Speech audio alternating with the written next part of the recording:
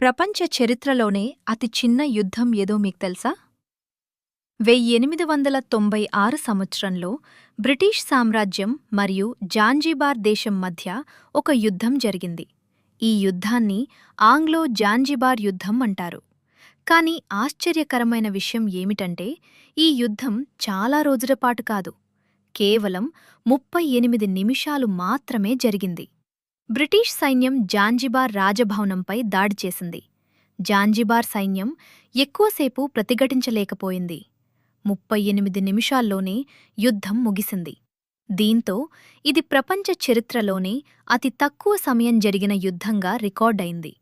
ఈ సంఘటన మనకు ఒక విషయం చెబుతుంది: కొన్ని యుద్ధాలు సంవత్సరాల పాటు సాగుతాయి, కానీ కొన్ని యుద్ధాలు నిమిషాల్లోనే ముగుస్తాయి.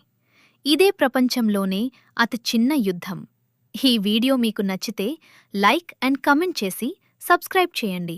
థాంక్యూ.